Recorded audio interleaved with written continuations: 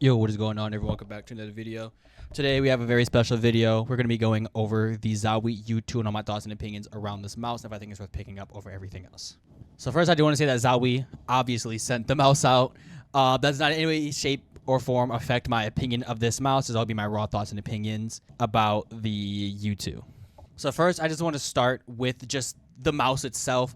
So this mouse has been kind of hyped for a very long time. This is Zowie's first new shape. And I think over like 15 years, I think since the FK and the EC and the S2 and the ZA series, this is their first introduction into a new shape, which takes shape after the Zowie AM. It's an original Zowie mouse. This is very similar to that with a little bit of modifications. I would compare the mouse similarly to the S2 and the FK if they had a child. The back flare of the mouse is a lot wider, similar to an FK. But the front taper is very thin. It feels kind of like you're holding a pencil and mouse, similar to mice like the OP1 Wii or the X2H. It feels very similar front hand like that, where it feels very nice and thin at the top, wide in the back, without having a hump that notches way too high up like on the X2H. The scroll wheel is a Zowie classic. It is very, very, very notchy and kind of has that scroll wheel feeling that you kind of expect coming from Zowie. The clicks are using Huano pink shell blue dots. They feel really nice and tactile.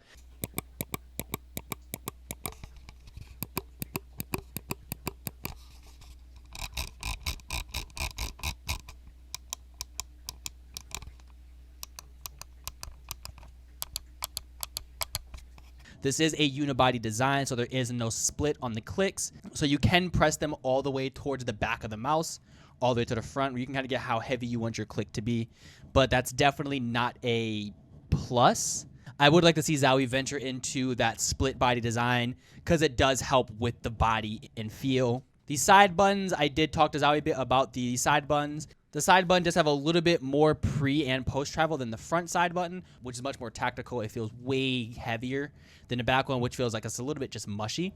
But that could just be this being a pre-production unit. This is not the official release. Zowie did ask us to give them notes on the mouse, so hopefully they listen. The mouse is listed at $130, thanks to pretty much everyone who got the mouse saying they should release a mouse for $120, $130. $150 just felt wild for the EC series, and I'm so glad they're listening to the community and bringing that price down with the mouse that they have. It is also upgraded with a 3395 sensor, so it's no longer using that 3370. Even though it was a really well-tuned 3370, it's not on par with mice like the Endgame Gear XM2WE, which had a fantastic 3370 sensor. It feels amazing. This is using just an up-to-date 3395 sensor with motion sync. You can still control all of your settings on the bottom with your DPI and your polling rate. It does come out the box with the USB dongle and this enhanced receiver. The enhanced receiver is made like a charging dock and a dongle. So at night you can just drop your mouse on the dock, pull it off in the morning, and it's fully charged. And I absolutely love that. It's been super fun. It does come with two cables as well in the box, one for the receiver, one for the mouse to plug directly into it, which, you know, if you're using the enhanced receiver, you can just plop it on there. You don't really need the second cable. Next, I'm going to go into the stock skates. So Zowie is just infamous for not having good stock skates. I'm not the biggest fan of them, so I did replace them very early on with the Obsidians from X-Ray Pad. These have been my go-to skates for everything, and if you are planning on picking up the U2, I definitely recommend just swapping out the stock skates. It does have a very interesting front design where it leaves a hole in the middle for the actual charging dock to feel the mouse. The mouse does come in at around 62 grams. It is very, very lightweight for a Zowie mouse. I was actually very surprised when I plopped it on my scale and it came out at under 70. I was like, wow. Because I've never would have thought the day where I see Zowie release an up-to-date modern ambi shape with a 3395 and a up-to-date center. Like this is pretty much Zowie's take on the market as it is now, going into the back hump claw grip meta that everyone's been doing. This shape is very good for claw grip. For my specific style of grip, where I pretty much touch the sides of the mouse with my fingertip, and I touch the top of the mouse with my fingertip, and then I kind of like lean my knuckles into it. It's kind of like a knuckle fingertip claw thing. I don't really know how to explain it, but this mouse really worked well with my grips. The curves of the mouse complemented where my fingers would go, and it feels really nice in hand. And as we all know, Zowie does not have any softwares. There's really nothing to really say about a software for Zowie because everything's done on the mouse, your DPI and your polling rates. And I believe there are a combination of buttons you can press. I will put on screen if that is incorrect because I'm not 100% sure on that. And then next I want to talk about the build quality. As we all know, Zowie does have incredible build quality. This is absolutely no stranger to it. It feels really good in hand. The side walls feel really intact. The top feels very nice, except for towards here, where if you press hard enough, you can feel the buttons like the main clicks actuate.